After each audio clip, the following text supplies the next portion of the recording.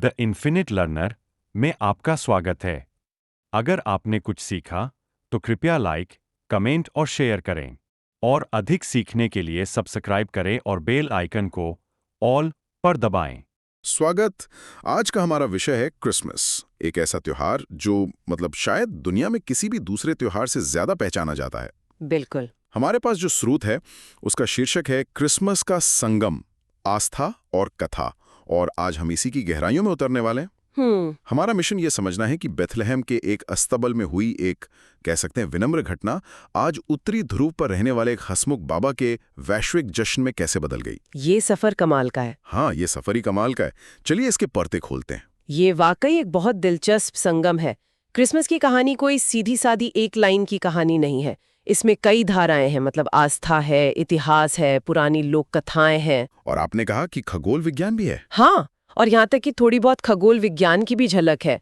आज हम यही देखेंगे कि ये सब धागे आपस में कैसे उलझे और कैसे इन्होंने मिलकर वो चादर बुनी जिसे हम क्रिसमस कहते हैं। तो कहाँ से शुरू करें? हम शुरुआत करेंगे उस सबसे बड़े सवाल से कि 25 दिसंबर ही क्यों। फिर कहानी के दिल में उतरेंगे और आखिर में बात करेंगे उस किरदार की जो आज इस त्योहार का चेहरा बन गया है, सांता क्लॉज। हाँ, और शुरुआत ही एक ऐसे तथ्य से होती है जो शायद कई लोगों को चौंका दे। स्रोत में साफ लिखा है कि बाइबल में कहीं भी यीशु के जन्म की कोई तारीख नहीं दी गई है। कोई जिक्र नहीं है, दूर दूर तक। तो फिर ये 25 दिसंबर की तारीख जो आज कैलेंडर में पत्थर की लकीर जैसी लगती है, ये आखिर आई कहां से? यहीं से कहानी दिलचस्प होनी शुरू होती है। ये तारीख कोई दिव्य घोषणा नहीं थी। ये 4वीं शताब्दी में चर्च के नेताओं का लिया हुआ एक बहुत सोचा समझा फैसला था। सोचा समझा फैसला। हाँ, और इसके पीछे की वजह सिर्फ धार्मिक नहीं थी, बल्कि बहुत ज्यादा रणनीतिक और सांस्कृतिक भी थी। स्रोत में इसके पीछे 2 बड़ी थियरीज दी गई हैं और दोनों ही कमाल की हैं। रणनीतिक, ये सुनने में दिलचस्प लगता है। ये सिर्फ एक तारीख तय करने का मामला नहीं था। व्यस्तवाल नहीं। पहली थ्योरी देखिए, जिसका ताल्लुक है रोमन साम्राज्य के सबसे बड़े त्योहार सैटर्नेलिया से। सैटर्नेलिया? हाँ, ये सर्दियों के बीच में हफ्तों तक चलने वाला जश्न था। दावतें, तोहफे, नाच गाना, यहाँ तक कि कुछ समय के लिए सामाजिक ऊंच नीच भी भुला दी जाती थी। अच्छा। हाँ, गुलाम अपने मालिकों के साथ बैठकर खाते थे। ये एक तरह से पूरे समाज के लिए एक रिलीज वॉल्व था। साल का सबसे बड़ा पार्टी वाला हफ्ता। एकदम सही। अब आप सोचिए, आप एक नया धर्म फैलाना चाह रहे हैं और आपके सामने पहले से ही एक इतना मजबूत और लोकप्रिय त्योहार मौजूद है। आप क्या करेंगे? उससे टक्कर लेंगे? मुश्किल है। बहुत मुश्किल। तो स्रोत इशारा करता है कि चर्च के नेताओं ने बहुत समझदारी दिखाई। उन्होंने त्योहार से लड़ने के बजाय उसे अपना लिया। उन्होंने लोगों से ये नहीं कहा कि अपना जश्न मनाना बंद करो, बल्कि उन्होंने कहा जश्न मनाओ, पर अब एक नई और ज्यादा गहरी वजह से मनाओ। वाह, ये एक तरह की कल्चरल रीब्रांडिंग थी। लोगों की आदत को नहीं बदला, बस जश्न की वजह बदल दी। ये तो किसी शानदार मार्केटिंग स्ट्रेटजी जैसा लगता है। आप इसे एक तरह का सांस्कृतिक अधिग्रहण भी कह सकती हैं। ये बहुत ही व्यावहारिक कदम था। लेकिन जो दूसरी थ्योरी है वो इससे भी ज्यादा गहरी और प्रतीकात्मक है। उसका लेना देना है खगोल विज्ञान से। अच्छा।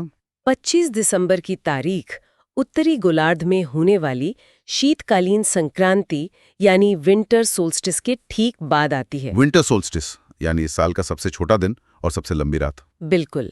और उसके बाद क्या होता है? दिन धीरे धीरे लंबे होने लगते हैं। सही। सूरज की रोशनी बढ़ने लगती है, अंधेरा कम होता है और प्रकाश की वापसी होती है।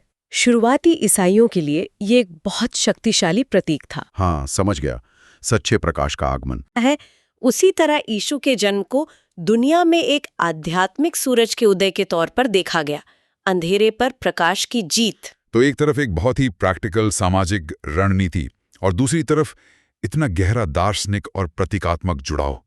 ये कोई अचानक लिया गया फैसला नहीं लगता। नहीं, ये बहुत सोच समझकर चुना गया था और शायद ये दोनों वजहें साथ साथ काम कर रही थीं।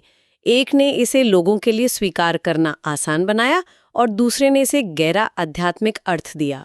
तो तारीख के पीछे का ये रहस्य तो सुलझ गया और ये अंधेरे पर रोशनी की जीत वाली बात हमें सीधे उस कहानी के दिल में ले जाती है जो क्रिसमस के केंद्र में है, बेथलेहम में यीशु का जन्म। हाँ, स्रोत में उस रात का जो वर्णन है वो बहुत ही साधारण और विनम्र है।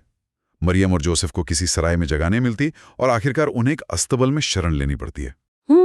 और यीशु का जन्म होता है और उन्हें जानवरों के खाने की नाद, मतलब एक चरनी में लिटाया जाता है। ये तस्वीर, ये आज क्रिसमस के सबसे प्रतिष्ठित प्रतीकों में से एक है ना? बिल्कुल है। और दिलचस्प बात यह है कि इस कहानी की सादगी ही इसकी सबसे बड़ी ताकत है। अगर हम इसे बड़ी तस्वीर में देखें तो इस कहानी का हर हिस्सा, हर किरदार किसी गहरे संदेश से भरा हुआ है। संदेश? हाँ, ये सिर्फ एक बच्चे के जन्म की कहानी नहीं है, ये एक तरह का घोषणा पत्र है। घोषणा पत्र? वो कैसे? आप सोचिए, सबसे पहले ये खबर किसे मिलती है? किसी राजा को? किसी बड़े पुजारी को? नहीं, चरवाहों को। सही। स्रोत बताता है कि देवदूत सबसे पहले मैदान में अपनी भेड़ें चरा रहे चरवाहों के पास जाते हैं। उस समाज में चरवाहे सबसे साधारण, मतलब सबसे निचले तबके के लोग माने जाते थे। तो ये संदेश ही अपने आप में क्रांतिकारी था कि दिव्य संदेश सबसे पहले समाज के सबसे हाशिए पर मौजूद लोगों तक पहुंचता है। ये सत्ता के समीकरण को ही पलट देता है। ये बात तो मैंने कभी इस तरह सोची नहीं थी। अब मतलब कहानी की शुरुआत ही एक बहुत बड़े स्टेटमेंट से होती है। बिल्कुल। और फिर वो 3 ज्ञानी पुरुष भी तो आते हैं जिन्हें वाइज मैन कहते हैं। हाँ, और वो कहाँ से आते हैं?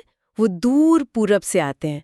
मतलब वो संस्कृति और समुदाय का हिस्सा नहीं है, वो बाहरी दुनिया यानी पूरी मानवता का प्रतिनिधित्व करते हैं जो इस घटना के महत्व को पहचान रही है। अच्छा। तो एक तरफ समाज के सबसे साधारण लोग हैं और दूसरी तरफ दुनिया के सबसे ज्ञानी लोग, और ये दोनों एक अस्तबल में एक बच्चे के सामने आकर झुकते हैं। ये कहानी विनम्रता और आशा का एक जबरदस्त प्रतीक है। और ये सब एक अस्तबल में हो रहा है, किसी महल में नहीं। हर चीज इस बात पर जोर दे रही है कि महानता साहब से अप्रत्याशित जगहों पर मिल सकती है। यही इसका सार है। स्रोत के मुताबिक ये पूरी कहानी इस बात का प्रतीक है कि उम्मीद और प्यार सबसे आम जगहों पर भी मिल सकते हैं। ठीक है, तो यहाँ तक कहानी एकदम साफ है। एक पवित्र जन्म, विनम्रता और एक गहरे आध्यात्मिक संदेश की कहानी। लेकिन अब कहानी एक बहुत बड़ा और कह सकते हैं अजीब मोड़ लेती है। हाँ। इस पवित्र शांत कहानी से हम उस लाल कपड़े वाले सफेद दाढ़ी वाले हसमुख बाबा तक कैसे पहुंच गए जो चिमनी से कूदकर बच्चों के लिए तोहफे छोड़ जाते हैं। मतलब बेथलेहम से उत्तरी ध्रुव का ये सफर, ये कैसे तय हुआ? हाँ, ये वाकई एक बहुत बड़ा लीप है और इस सफर की जड़ें एक असली इंसान में है। स्रोत हमें 4वीं शताब्दी में ले जाता है, आज के तुर्की के एक शहर मायरा में। वहाँ एक बिशप थे जिनका नाम था निकोलस। Saint Nicholas? हाँ, मैंने इनका नाम सुना है। हाँ, वही सेंट निकोलस। वो अपनी दरियादिली और खासकर गुप्त रूप से दान देने के लिए बहुत मशहूर थे। वो नहीं चाहते थे कि उनकी मदद का दिखावा हो। अच्छा। उनके बारे में एक कहानी बहुत प्रसिद्ध है जो स्रोत में भी बताई गई है। एक गरीब आदमी था जिसकी 3 बेटियां थीं, लेकिन उसके पास उनकी शादी के लिए दहेज के पैसे नहीं थे, जो उस जमाने में एक बहुत बड़ी मुसीबत थी। बहुत बड़ी। तो सेंट निकोलस ने उनकी मदद की, लेकिन अपने अंदाज में। एक रात वो चुपके से उस आदमी के घर गए और खिड़की से सोने के सिक्कों से भरी एक थैली अंदर फेंक दी। वाह। इससे बड़ी बेटी की शादी हो गई। फिर उन्होंने दूसरी और तीसरी बेटी के लिए भी ऐसा ही किया। इसी तरह की कहानियों ने उन्हें गुप्त रूप से तोहफे देने का प्रतीक बना दिया, खासकर बच्चों और जरूरतमंदों के लिए। बिल्कुल। ये तो एक बहुत ही नेक संत की कहानी है। लेकिन एक नेक संत से आज के जादुई सांता क्लॉज तक का फासला तो अभी बहुत ज्यादा लगता है। ये बदलाव कैसे आया? ये बदलाव सदियों में और कई देशों से गुजरते हुए आया। सेंट निकोलस की कहानियां पूरे यूरोप में फैल गईं और हर संस्कृति ने उन्हें थोड़ा बहुत अपने रंग में ढाल लिया। कहानी में सबसे बड़ा मोड़ तब आया जब ये परंपरा हॉलैंड पहुंची। डच संस्कृति में सेंट निकोलस सिंटर क्लॉज बन गए। Sinter clause? हाँ, सिंटर क्लॉज। उनका रूप बिशप जैसा ही था। वो एक सफेद घोड़े पर चलते थे और अच्छे बच्चों को तोहफे देते थे। अच्छा, तो यहाँ से तोहफे और बच्चों का कनेक्शन और मजबूत हो गया। बिल्कुल। और फिर 17वीं 18वीं सदी में जब डच लोग अमेरिका जाकर बसे तो वो अपने साथ सिंटर क्लॉज की परंपरा भी ले गए। न्यूयॉर्क में? हाँ, न्यूयॉर्क, जो पहले न्यू एम्स्टरडैम कहलाता था। अब अंग्रेजी बोलने वाले लोगों के लिए सिंटा क्लॉज बोलना थोड़ा मुश्किल था। धीरे धीरे बोलचाल में ये नाम बदलकर सांता क्लॉज बन गया। तो नाम अमेरिका में बदला, लेकिन वो जो आज की छवि है, मोटे, हंसमुख, लाल सूट वाले बाबा जो 8 उड़ने वाले हिरणों वाली गाड़ी पर चलते हैं, ये सब कहाँ से आया? ये छवि मुख्य रूप से 19वीं सदी में बनी और इसके पीछे 2 चीजों का बहुत बड़ा हाथ था। पहली थी 1823 में छपी एक कविता, a visit from Saint Nicholas. जिसे आज द नाइट बिफोर क्रिसमस के नाम से जानते हैं। एकदम सही। इस कविता ने पहली बार सांता के पूरे रूप का वर्णन किया। वो कैसे दिखते हैं, वो चिमनी से कैसे आते हैं, उनकी गाड़ी और उनके हिरणों के नाम तक। इसने लोगों के दिमाग में सांता की एक पक्की तस्वीर बना दी। और दूसरी चीज है चित्रकार और विज्ञापन।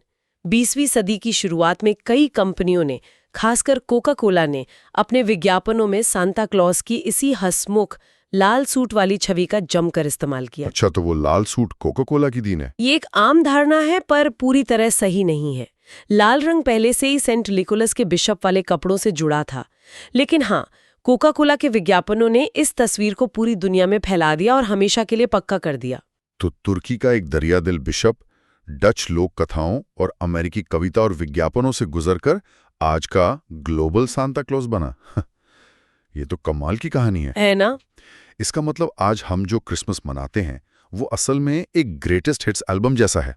इसमें यीशु के जन्म की पवित्र कहानी है। हाँ। यूरोप के पुराने त्योहारों से जश्न मनाने और पेड़ सजाने की परंपरा है, और तुर्की के एक संत से निकली सांता क्लॉज की लोक कथा भी है। ये सब मिलकर आज का क्रिसमस बनाते हैं। बिल्कुल सही कहा। स्रोत भी इसी संगम पर जोर देता है।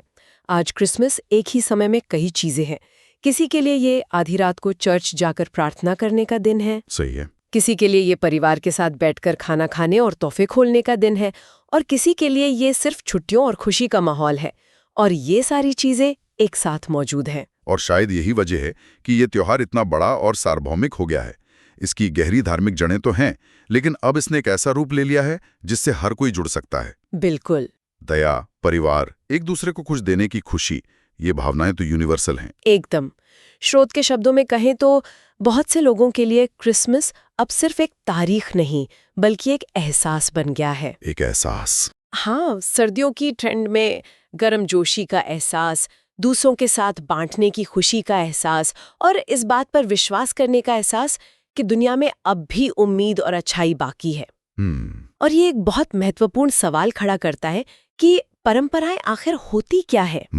मतलब ये कि परंपराएं पत्थर की लकीर नहीं होती, वे जिंदा चीजों की तरह होती हैं, जो समय के साथ बदलती हैं, सांस लेती हैं और अपने आसपास की दुनिया से नई चीजें सीखकर खुद को और समृद्ध बनाती हैं। सही कहा।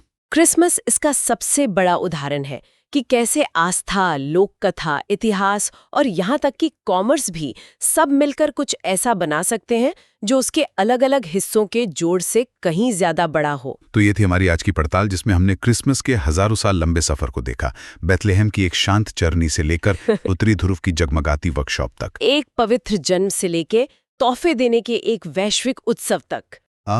हमने देखा कि कैसे इतिहास, आस्था और कल्पना के अलग अलग धागों से ये खूबसूरत त्योहार बुना गया है। और अंत में एक विचार। स्रोत हमें दिखाता है कि कैसे कहानियां और परंपराएं समय के साथ एक दूसरे में घुल मिल जाती हैं और कुछ बिल्कुल नया और शक्तिशाली बना देती हैं। तो सोचने वाली बात यह है कि आज इस 21वीं सदी में हमारे कौन से सांस्कृतिक पल, कौन से उत्सव या कौन सी कहानियां भविष्य की बड़ी परंपराओं के बीज बो रही हैं। ये तो बहुत गहरा सवाल है। आज हम जो जश्न मना रहे हैं या जिन नायकों की कहानियां कह रहे हैं, वो सदियों बाद मनाए जाने वाले त्योहारों को कैसा आकार दे रहे होंगे। शायद भविष्य का कोई बड़ा त्योहार अभी हमारी आंखों के सामने ही अपना पहला रूप ले रहा हो।